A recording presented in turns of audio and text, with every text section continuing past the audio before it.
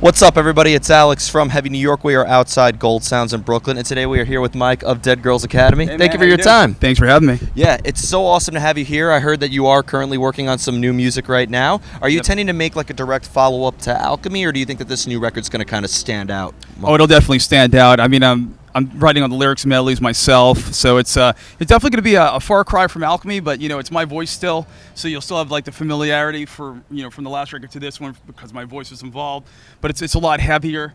In like the music aspect is not much as the vocal aspect, but the more music aspect is some double bass in it. We wanted to make a giant impact in the rock community this time around. You know what I mean? Like Warped had its moment, and we love Warped Tour, and I love all that situation. But I wanted to progress from where I was then to where I'm going now. So. Interesting. Yeah. Now, it's funny because you kind of just, in a way, answered the next question. I thought that Alchemy was a very consistent record. I feel like people Yes. who like a song like Medicine could like a song like Forever or something like that. It's very true. So on and so forth. So is it fair to say that the next record is also going to be a little bit more experimental? I don't think experimental. I think the best thing about Dead Girls Academy is that we try to keep some sort of similarity between all of the songs, so it sounds like a record. When you get a little too experimental, things start sounding all over the place, and people aren't sure what to make of you. And we got a lot of that, to be honest with you. We got a lot about on Alchemy. A lot of people are saying where it was a little all over the place. So this record actually will be more put together than Alchemy. So if you thought Alchemy was like one little circle, this is going to be the bigger circle of that. Interesting. Yeah. Well, I feel like it's kind of like you're damned if you do, damned if you don't. Like if you kind of make a record that's consistent, people are going to say you're repetitive. Of course. If you experiment too much, people are going to say you're all over the place. So No, 100%, man. you can't win, right? No, exactly. Well, it's like growing up. You listen to the Seosin record. The one that when Cove joined and had Bury Your Head and Anthony Green left, and you listen to that record, and it sounds like one song continuously for like for 16 songs. But that's it makes it memorable. You always want to put that on when you have a moment. You know what I mean? And I think that means a lot to kids. And it means a lot to people that listen to the record. Is like, and this is that band, this is that sound, and this is what I relate to. Excellent. Now, being a vocalist, do you need to hear music in order to come up with lyrics, or is there a time where you have like a subject matter or a concept and maybe that could help determine the outcome of the music? No matter how hard I try, it always goes back to the same subject of past relationships, and I still have so much more anger in me about it. Literally, I sit down and I could just pump out lyrics within an hour or two, making them fit in and correcting things, making the words sound cool. That takes a little bit of time, but having something to say, I always have something to say. I think being hurt is the biggest thing about writing lyrics. If you've never been hurt before, I don't see how you can ever write a song, unless you're a very happy person, which I'd like to meet you, because I really haven't met too many people like that too recently. So. Yeah, happy metal, or life metal instead of death metal. It's whatever, yeah, whatever suits. Yeah. Do you tend to maybe like leave your lyrics open to interpretation, or are you maybe trying to get a listener to sort of see things from your point of view? You know what? There's always two sides to the situation. Lyrically, I know exactly what I'm talking about, but sometimes I'll twist things. So you're like, could it be about me? Could it be about a friend? Maybe not a girl. Maybe it's, I don't know. Maybe it's talking about his dog for all I know. But more or less, I try to keep it open-ended. But I do have a clear path of what I'm trying to say. Metaphorically speaking, yeah, I have some words that are a little bit more difficult. You have to look up in the Webster or Rhyme Zone online. But other than that, like, it should be clear to most people what I'm talking about, unless you are trying to make it about something else. Mm-hmm. Being that you mentioned that you kind of like to use pain as a paintbrush in a way, does making music about an element of darkness, does that help you relieve some of the pain, or are you putting yourself in that situation and sometimes you even feel more pain than when you started?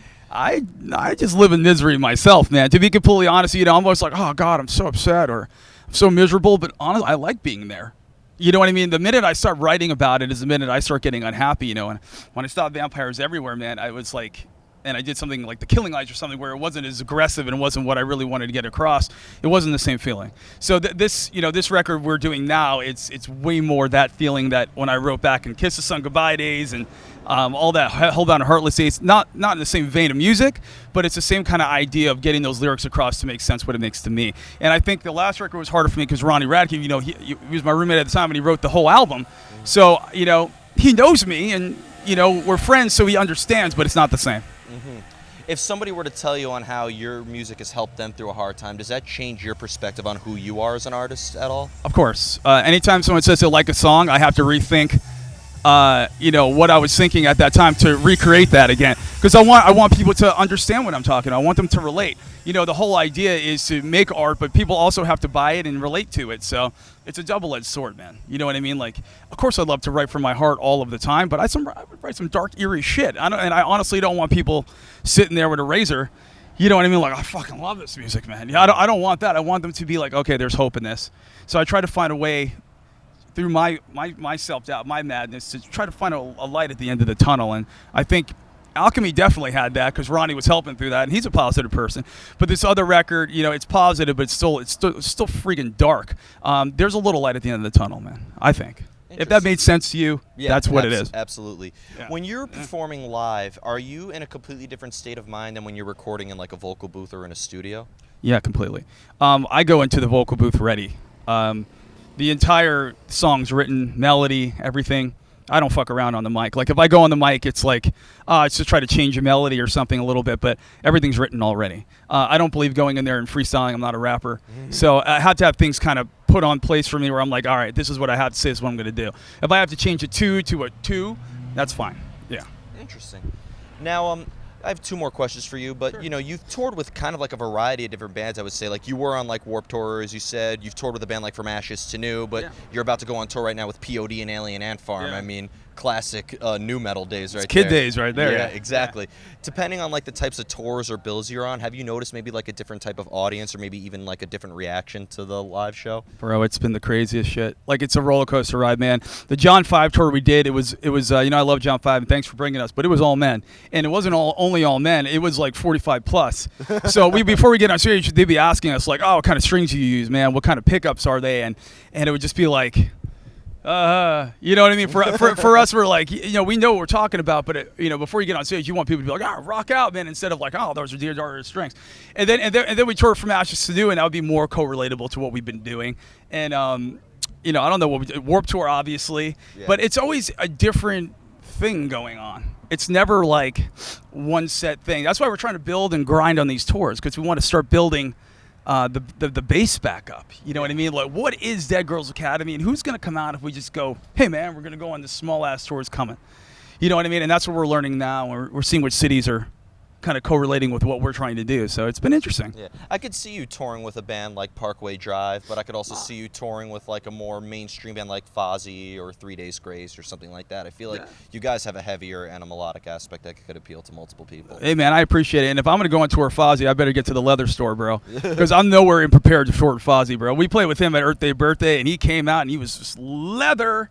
And I'm just like, I'm not good enough to be here right now. So if I'm going to tour with you, Fozzy, I need to get a full leather garb. So same if you were to tour with Judas Priest. Judas Priest, that would be insane. I wear no shirt for those shows, just to prove a point. But yeah, no, Judas Priest, that'd be a big one. Yeah, that's cool. Yeah. And just before we go, the final question is: there anything else you would like to promote? Like, when can we be expecting this new record? And is there anything else other than the POD tour that you'd like to promote? I think at this point in time, I just want to thank all of the fans that have been sticking with us, and people like yourself that came out and interviewed. Man, I really do appreciate that. Oh, please. I love the Alchemy Well, it's record. people like you, man. It's people like you that come out and care about the actual music. And to believe it or not, it's been a hard thing to see people care about music in general now. It's gone in another direction, rock and roll. So it's cool to have a close-knit group of people that actually care about the scene. They care about growing it. And, it's crazy to say, but rock is underground right now. And it's cool. It's in a cool little place. I'm playing CBGBs. I might as well be playing CBGBs tonight at Gold Sounds, man. Yeah, but you're not going to get an incredible disease from going to the bathroom. I don't know about that. I'm going to hold you to that one. But, yeah, I mean, just playing this is awesome, being back in Brooklyn. I'm from New York, so. Oh, really? Yeah. I grew up here. I was in Staten Island. I lived in Brooklyn a while and a little bit of Manhattan. So it's kind of a homecoming in a way, but.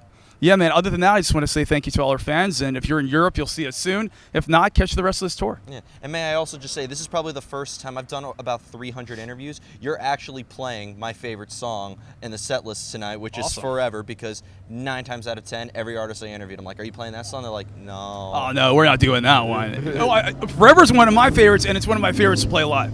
Awesome. Well, I'm looking forward to hearing it. Yeah, man. Thanks for having me, brother. Of course. Thank you so much. Everybody, Mike of Dead Girls Academy. New music coming soon, and catch him on the tour with POD and Alien Ant Farm. We'll see you next time on Heavy New York.